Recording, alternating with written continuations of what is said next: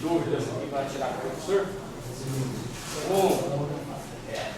Hilton, peraí. Hilton, Adriana, Érica, Maria.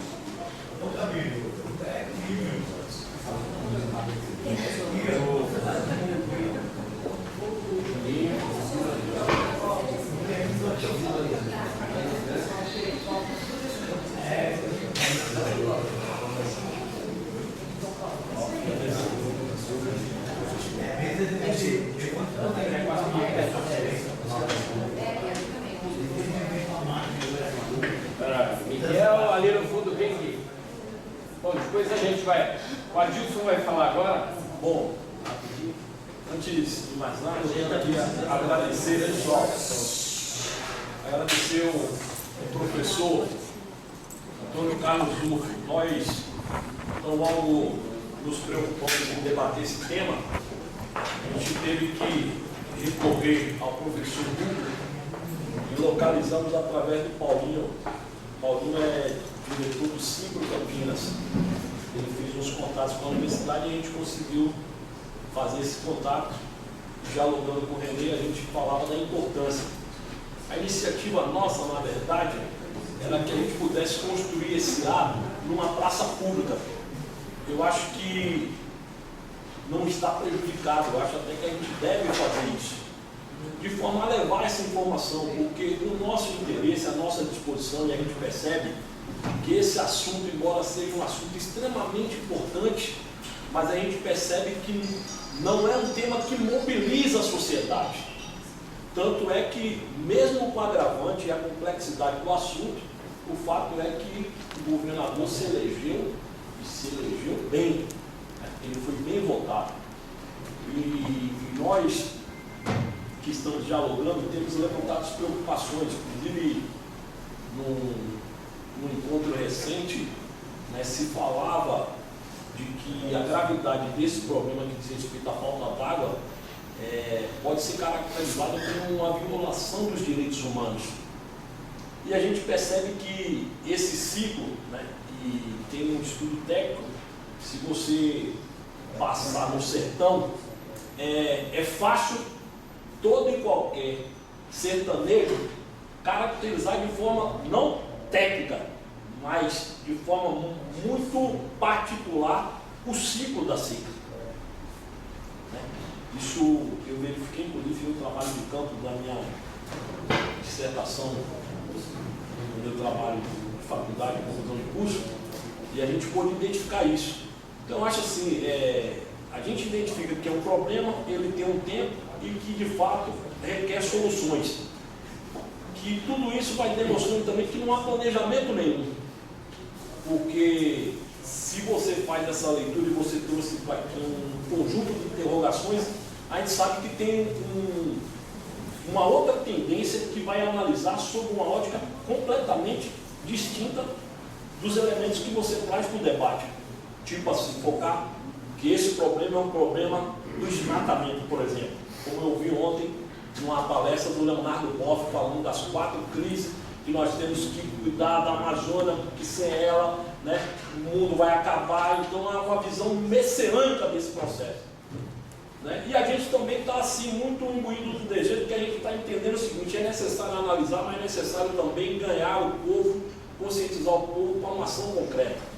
Nós achamos que essa é uma luta bastante pertinente, né? E ela não deve ser objeto do acaso de um partido político, ou seja, é necessário que a gente tenha a sensibilidade de que o exercício dessa disputa exige do movimento sindical, do movimento social, um esforço mais plural, no sentido de trazer essa questão para o debate, para o centro da discussão, já que a gente percebe que há uma dispersão visível aqui. Por exemplo, nós, até de uma autocrítica, nós achamos que o movimento sindical, o movimento social foi convidado a fazer esse debate, e infelizmente a gente não percebeu assim, né, a disposição de vir discutir esse assunto. Mas eu acredito que, da mesma forma que foi possível hoje, a gente deve buscar contar com a sua participação para que a gente possa realizar novos debates. E é com essa disposição que eu penso que o Sintaema deve dar continuidade a essa luta, e a CTV se coloca inteiramente à disposição Quero agradecer aqui em nome da nossa central esse grande trabalho. Muito obrigado.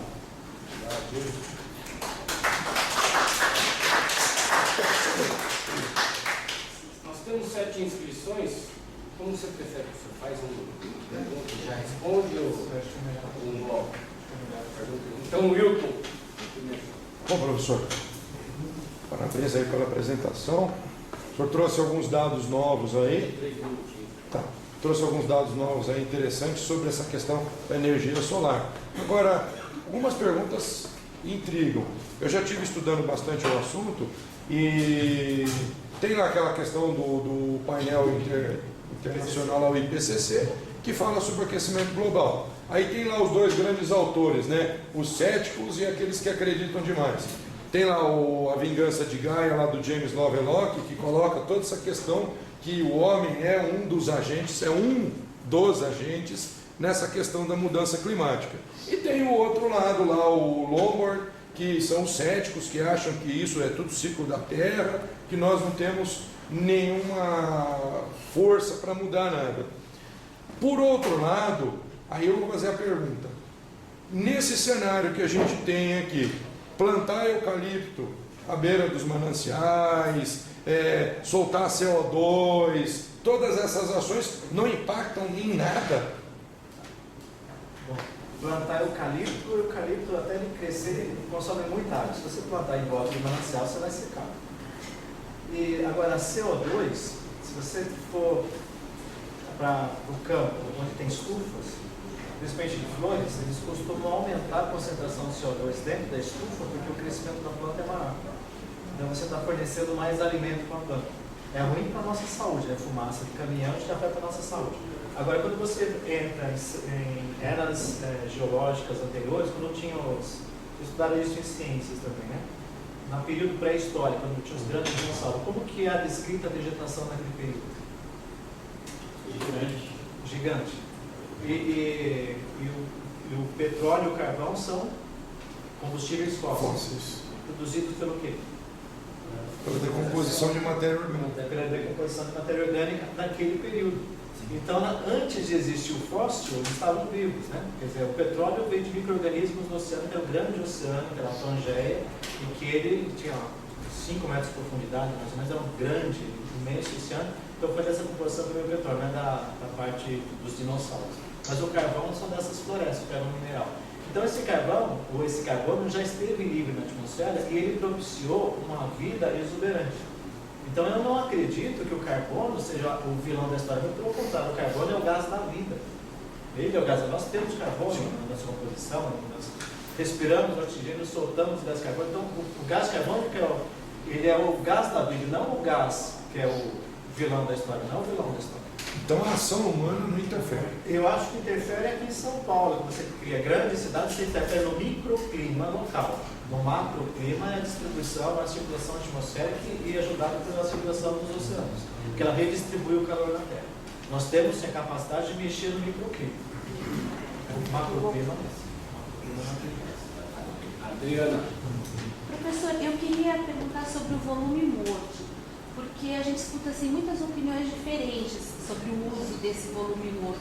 Uns falam que esse volume morto não é uma água adequada para as pessoas estarem agora consumindo, outros falam que não tem problema nenhum. A gente escuta muita opinião de pessoas assim, da área, opiniões diferentes. Eu queria saber a sua opinião sobre o uso desse volume morto, se ele é seguro mesmo. Então, o volume morto, se você colocar lá no início da apresentação,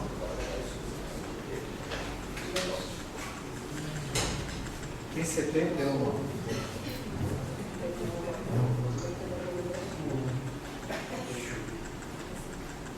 é isso.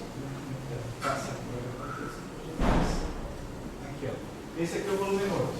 Então, o que acontece? Você está pegando a descarga de fonte, esse é o nível operacional. É o volume que está abaixo do mínimo operacional. Em 2004, ele veio para cá. A gente já incorporou o volume morto, é o mesmo volume. É aquele filtro de barro que tem aquela torneirinha do lado. Quando a água chega na altura da torneira, a gente não consegue mais pegar água. O que você faz? Então, entorna o filtro para pegar o assim, você está pegando água do volume morto do filtro. É diferente? Não é. O problema é que onde estão captando, o braço está aqui. Né? A captação era feita aqui pelo reservatório, ele baixou. Então agora não vai entrar mais por gravidade dentro da captação. O nível da água está para cá. Agora eles estão fazendo um canal dentro do leito do reservatório, escavaram o canal para a água caminhar pelo canal para depois ser bombeada para a tomada d'água. Aí sim, quando você faz a dragagem, você está misturando o que é o lodo do fundo, o sedimento está no fundo, que aí se estiver poluente, ele vai ficar sedimentado, ele vai ficar no sedimento. Quando você começa a fazer a dragagem, você começa a incorporar esse sedimento na água. E também no túnel 6, quando chega do Cachoeira Potiguarinha, ele chega num braço que está seco, então ele vai serpenteando, né, são meandros em cima do sedimento, aí ele vai revolvendo o sedimento, aí sim tem o perigo. Mas se fosse só o volume morto, não. Mas agora, na situação que ele está revolvendo, né, o lodo do fundo, o leito, né, do fundo. Aí sim ele pode misturar com o que tiver embaixo. Mas essa região não é Guarapiranga, por exemplo, ou Lumbini, né, que recebeu durante 40, 50 anos o esgoto de São Paulo, que está no lodo. Mas é uma região mais preservada, mas tem algumas indústrias ainda na região. Certo? Hélio? Professor, o que o senhor acha das propostas que estão sendo colocadas pelo governo para enfrentar a crise, sobretudo também dessas obras que foram propostas no levadas para o governo federal e medida de formação de recursos? Sobretudo assim, eu queria um pouco de orientação, porque na última reunião que a gente teve, eu até questionei um pouco, porque o René estava falando assim, é bom se fizer reuso, e assim, eu fico com medo da gente ficar, às vezes, defendendo um pacote de obras e recursos para o Estado, que na realidade vai causar mais problemas no futuro do que soluções. E quando a gente tem problema e entra em crise, aparece um monte de novidade de solução miraculosa, esse governo adora, né? Bombardear a nuvem, fazer plantação, né? E a gente vê muito mais vendedor de tecnologias do que especialistas e gente responsável sério dando palpite nessas obras. Então, a maioria dessas obras que ele anunciou já estavam previstas no plano de macrometrópole, né? No Atlas de macrometrópole feito pela ANA. Por exemplo, essas duas barragens que estão sendo anunciadas lá no PCJ, que é Pedreira e Duas Pontes, elas já tinham um projeto da década de 70. Então, eles só estão fazendo agora, eles ampliaram um pouco. Então, já existiu estudos. Essa história de jogar água de reuso no Cotia, eu fiz o trabalho em 97 sobre isso, né? Eu participei de uma equipe com a Fundação de Desenvolvimento Sustentável, FBDS. E que o efluente que sai do Barueri, ele tem uma qualidade, se for falar qualidade do efluente, mas ele tem concentrações de elementos químicos bem mais baixos do que chega pelo rio, que recebe esgoto bruto.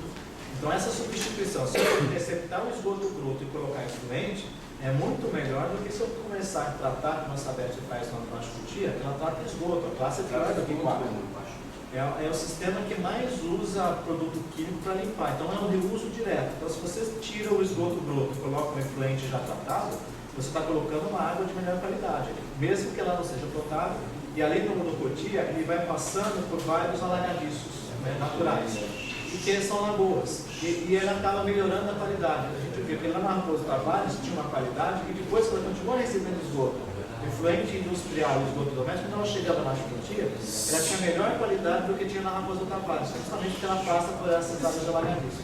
Então o projeto do Cotia seria passar o coletor retirando o esgoto, colocando o efluente tratado para depois captar. Vai melhorar bastante a água de tratamento do Baixo Cotia. Vai ampliar e vai melhorar a qualidade do tratamento. O outro, que é a transposição do São Lourenço, é um projeto que foi concebido junto com o Cantareira. Só que ele previa uma transposição de 69 metros cúbicos por segundo. A previsão da início da construção dele era para 1987, porque o Cantareira ficou pronto em 82, eles esperariam 5 anos para iniciar a construção de São Lourenço. Só que, como eu falei, começou a chover mais. Começou a chover mais, até a década de 80, 1980, a gente dimensionava rede de distribuição de água com uma taxa de consumo de 450 litros por habitante dia. Hoje a gente calcula uma rede para 250 litros por habitante dia. Isso significa que nesses últimos 40 anos, o que aconteceu?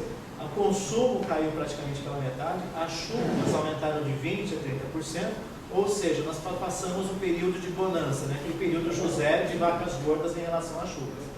Então, todos esses planos que existiam foram sendo deixados. O que acontece então no Vale do Ribeiro? É a Companhia Nacional do Alumínio, CNA, que constrói um reservatório para a geração de eletricidade para a indústria de alumínio.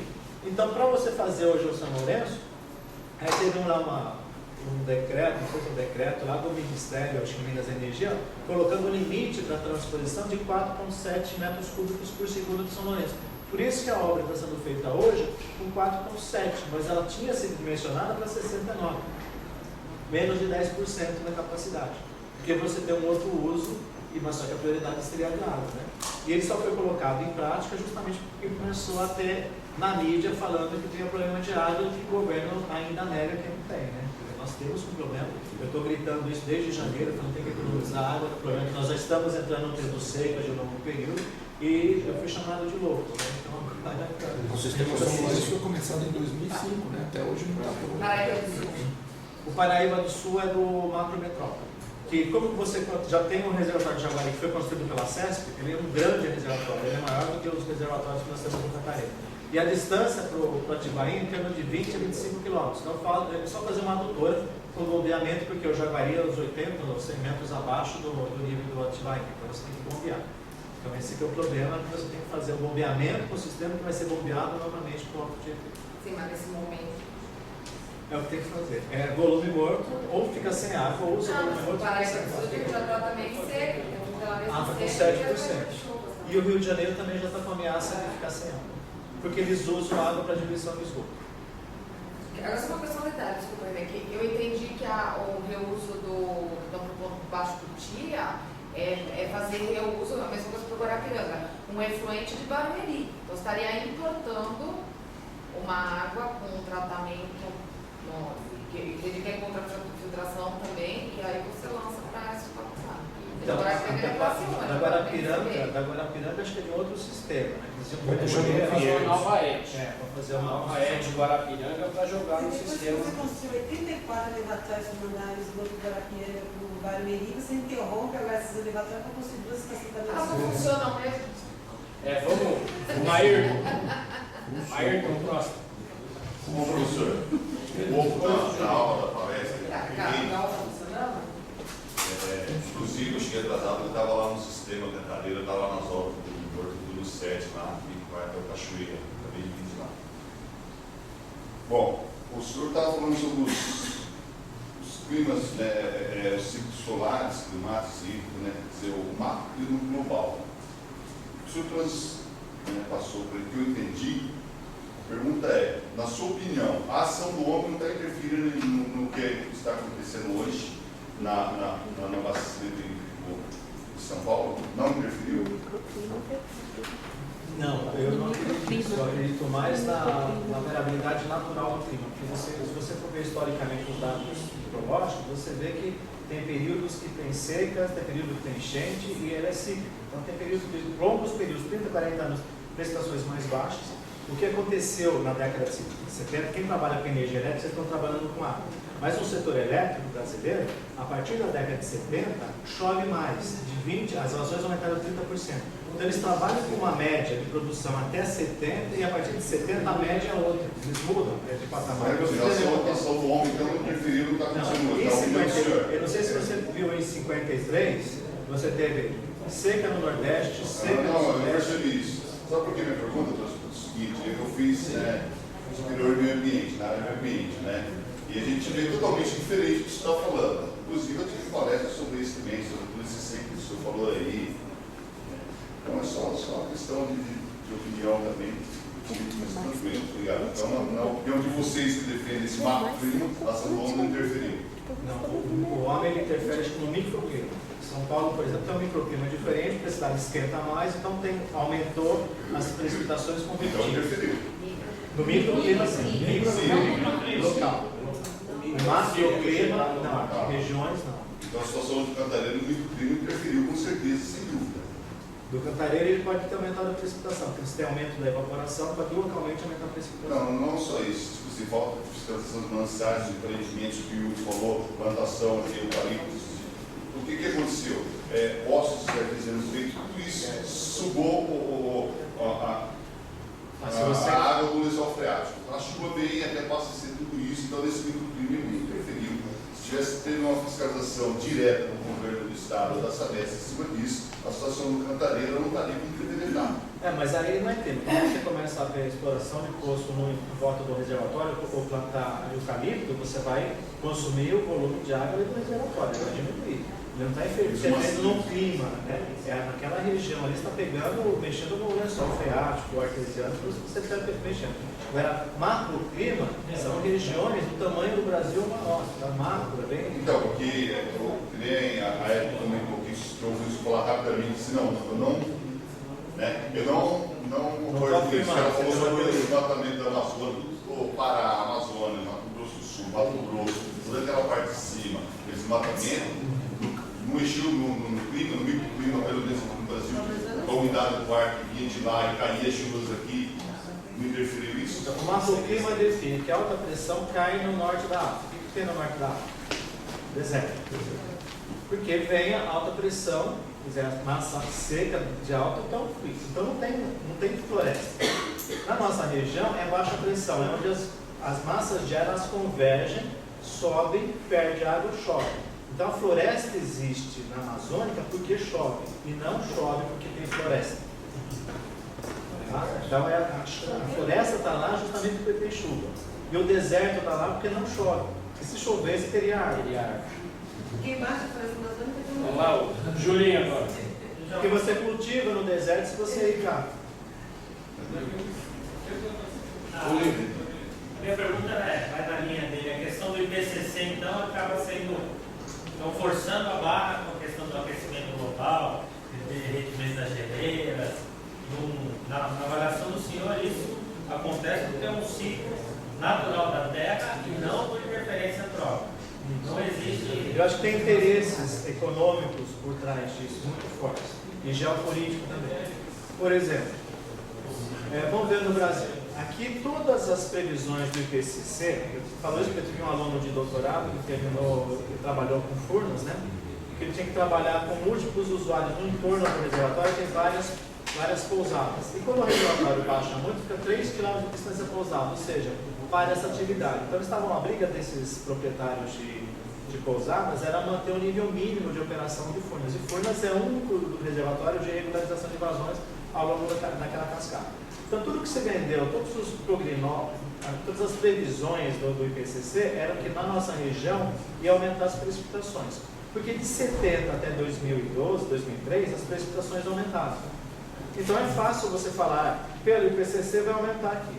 Então, se eu vou fazer projeto de longo planejamento, do sistema elétrico, por exemplo, aqui a previsão é que vai aumentar a precipitação. Então, eu não preciso mais construir reservatório, porque vai aumentar a precipitação e eu vou continuar gerando eletricidade. Eu não preciso construir reservatório para abastecimento, porque está chovendo mais e vai chover mais, eu não vou ter problema de abastecimento. Aí, de repente, o negócio inverte. E o que acontece com a tua, com toda a sua infraestrutura que você não investiu para o tempo de vacas magras? O que acontece? A energia hidrelétrica não tem mais, tem que colocar térmica, aí é 5 vezes mais caro. Para você produzir a mesma, por exemplo, celular, você vai gastar agora uma energia que é 5 vezes mais cara. Quanto vai ficar o preço do celular que você está produzindo? Mais caro. Se você não tiver água, você não tem atividade industrial. O que acontece com a tua economia? Aumenta a economia. O que acontece com o teu mercado lá fora? Você vai perder mercado porque você passa a ser antieconômico. Foi uma ótima jogada para quem plantou isso e para quem comprou essa ideia. Não construiu um reservatório de regularização hoje. Para diminuir a chuva, para a produção de energia elétrica, você não tem abastecimento urbano, você para toda a cadeia produtiva. Alguém está ganhando, mas não somos nós. Nós estamos perdendo com essa história. Obrigado. Francisca. É interessante mesmo isso, que a gente vive isso muito perto dessa Sabesp. Eu vi ontem nas obras, né, os 3 bilhões que o senhor está discutindo, a questão das construções, inclusive as barragens, né, e também as estações de reuso do Guarapiranga. Eu fiquei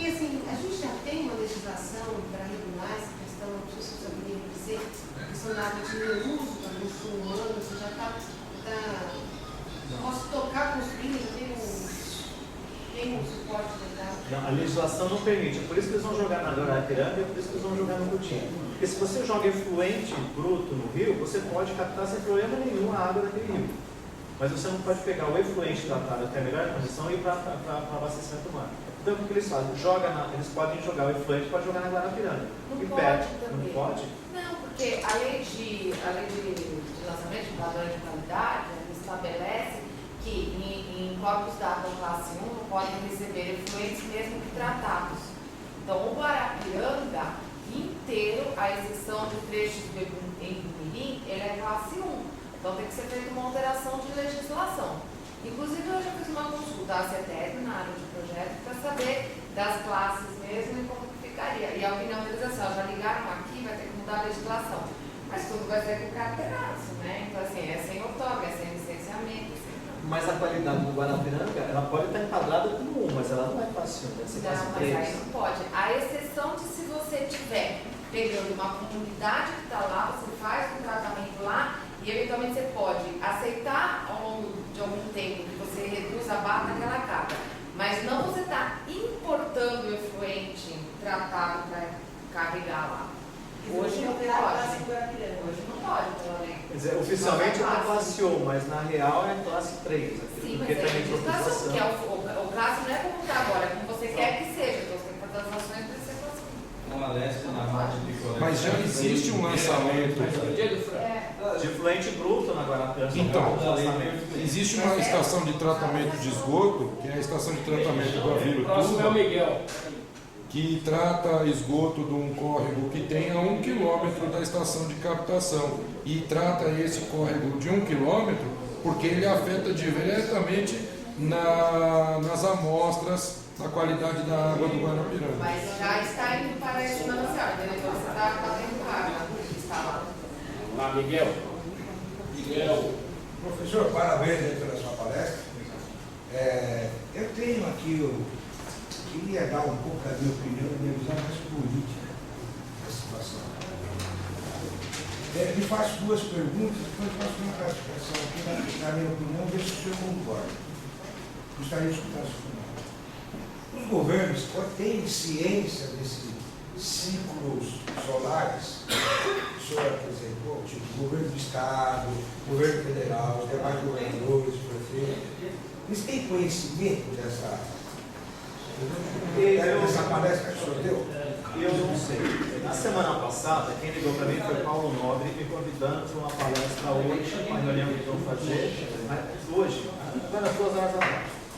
Provavelmente ele foi atrás de apresentação, viu que nessa história de aquecimento global, dos ciclos solares, aí ele não entrou mais em contato, justamente porque ele fala desses fios voadores.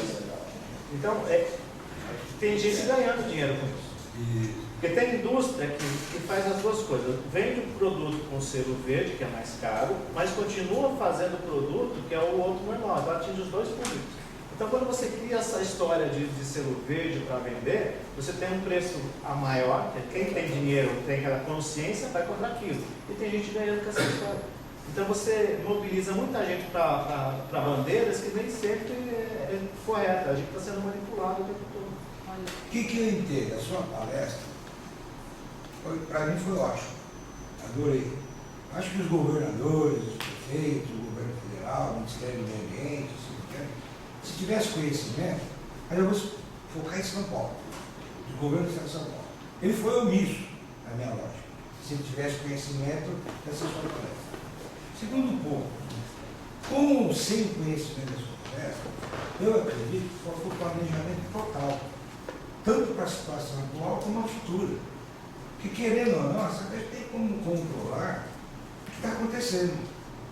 Pode não saber o dia de amanhã, porque ninguém sabe amanhã. Mas, pelo histórico, você sabe mais ou menos o que está acontecendo. Eu acho que isso é crime.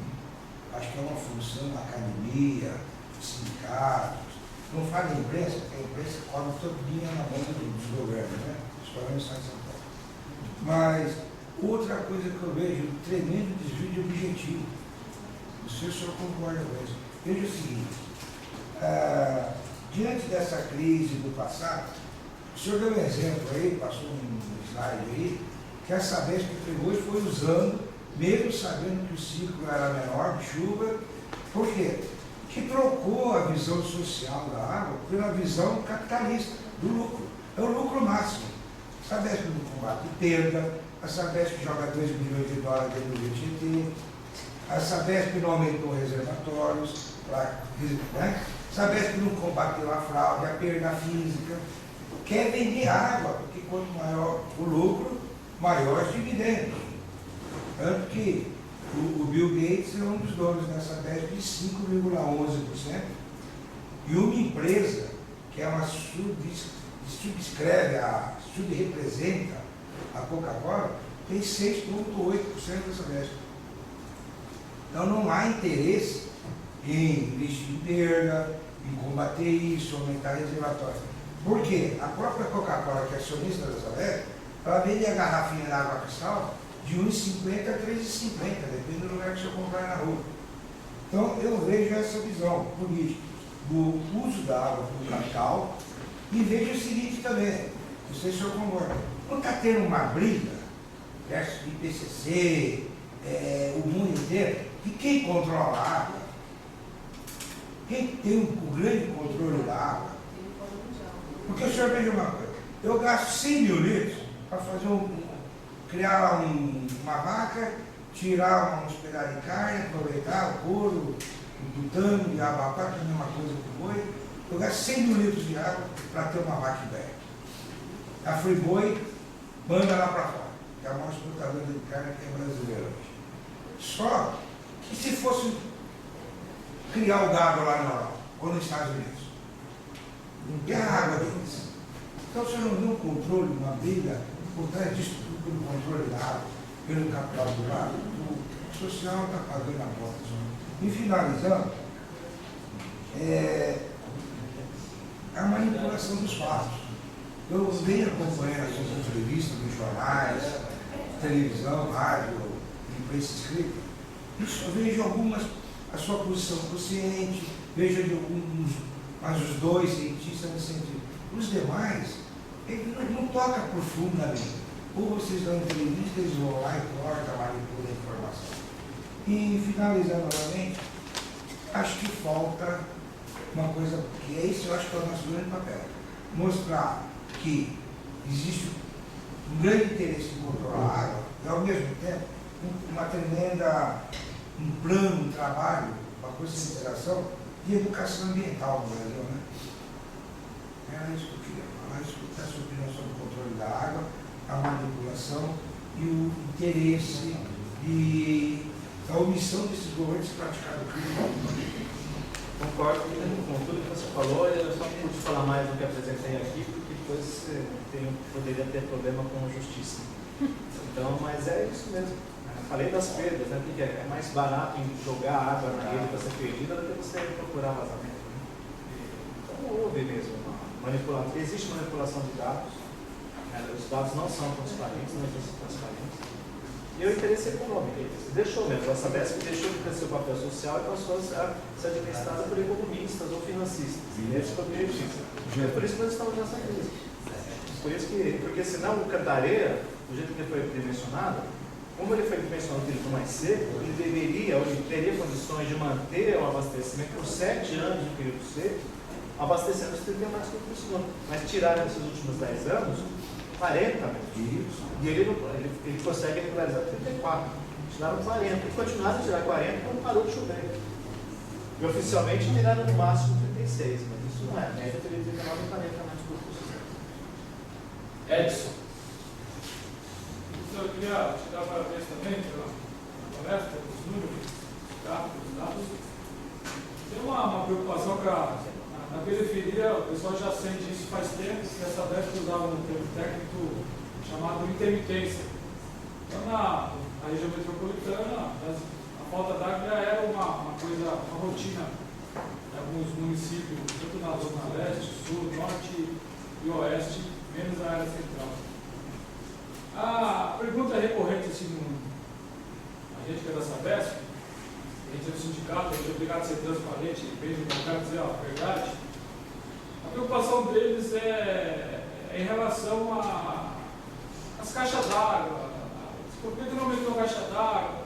comentou o reservatório, dentro do que o senhor apresenta, a gente vê várias soluções que a companheira falou ali na questão da engenharia. Né? Agora aparece um monte de mágico que consegue, desde um filtro que vai água e usa, até, em vez de usar o sol para limpar, que é mais barato, usa um filtro caríssimo para poder tratar.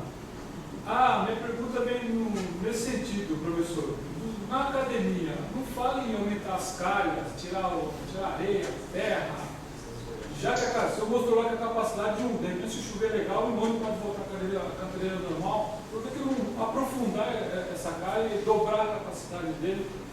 Eu queria entrar nesse assunto, de dobrar a capacidade dos reservatórios. Por que eles não falam nisso? Não tem onde jogar esse barro, é caro, ninguém quer mexer com isso porque é mais barato. É isso que eu queria. Você falou justamente no assunto. O que eles poderiam fazer teria sido o alteamento do reservatório.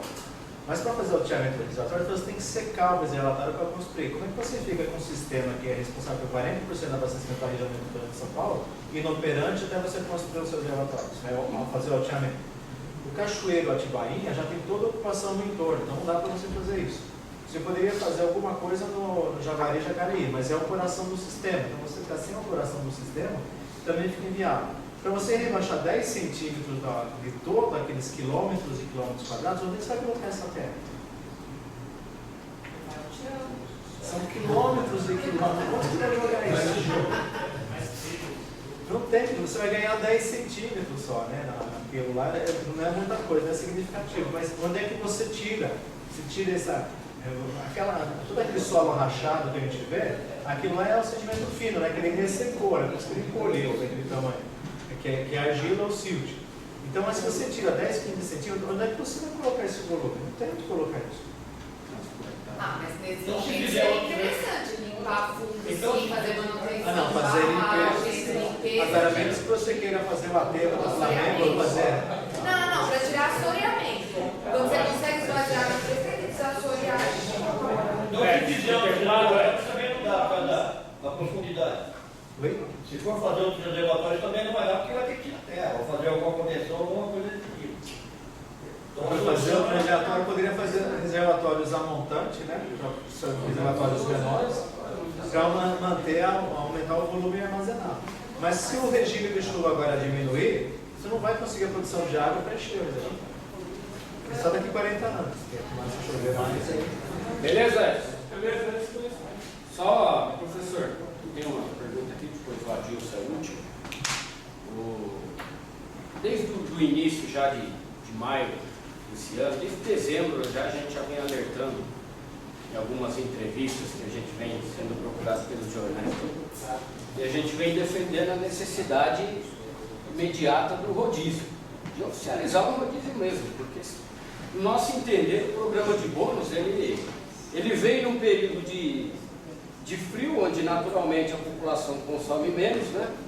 Você vem num período de inverno, onde a população consome menos, e a Sabesp ela tem praticado o rodízio aí, mas de uma forma disfarçada, que é o quê? Fechando a água dos reservatórios durante a noite, que ela fala que diminui a pressão, que na verdade diminui. Você diminui a pressão, não tem água, diminui a pressão, você economiza nas perdas, que é 25%, e também no consumo, que é queira ou não, ainda com toda essa propaganda que vem sendo feita pela imprensa, tudo, na necessidade de economizar, você acaba afetando um pouco, sim. Você economiza, uma parcela também vem da economia por conta do bônus. Mas mesmo assim, nós já defendíamos o rodízio oficializado para que não chegasse nessa situação de literalmente secar o sistema Cantareira. Nós estivemos lá visitando, nós temos uma colônia de férias na beira do reservatório lá de Atibainha, está 10 metros para dentro, né? Para dentro. E a gente vem colocando essa necessidade do governo apresentar um plano de contenção e oficializar o rodízio. Ontem, quando ele foi buscar recursos lá junto à presidência da República, lá ao governo federal, ele reafirmou que São Paulo não tem rodízio e que não vai precisar fazer.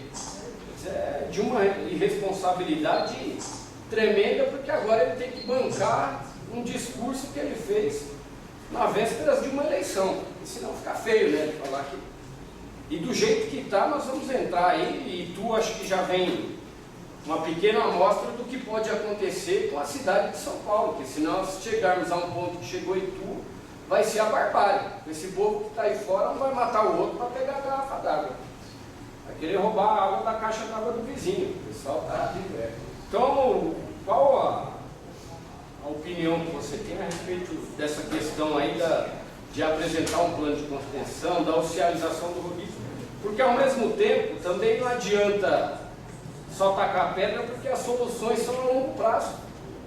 É uma solução que tem que envolver toda a sociedade, né? Toda a sociedade, você tem que envolver governo federal, estadual, a empresa, os trabalhadores, a sociedade civil, para fazer uma discussão do plano de fundo do papel da água para a população, para a vida, né? Para os insumos básicos nossos do dia a dia, para a economia de uma maneira geral. Como é que você vê essa?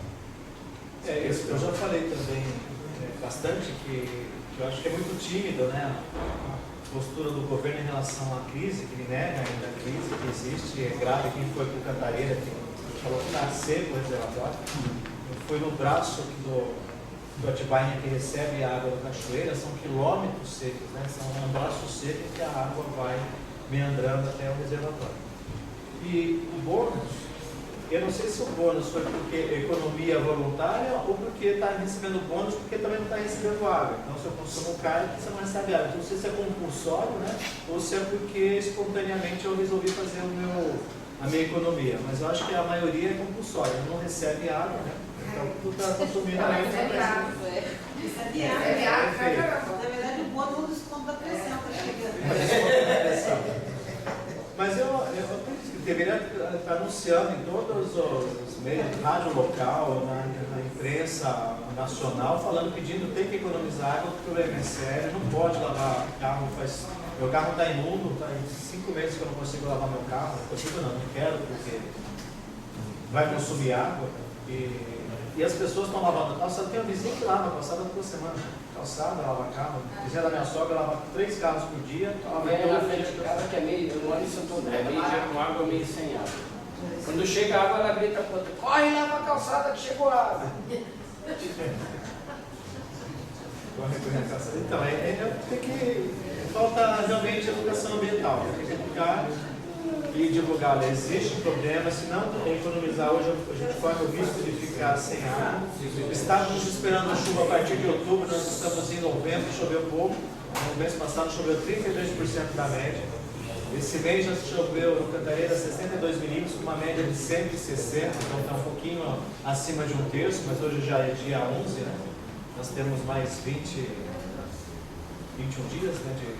29 dias? 19 dias. Do Tietê está com 8%. Mas eu só acho que também, né? Eles falam assim, o problema é grande, é de longo prazo. Assim, desde janeiro, como o professor falou, já era para ter tomado medidas de só vou tirar o que entra.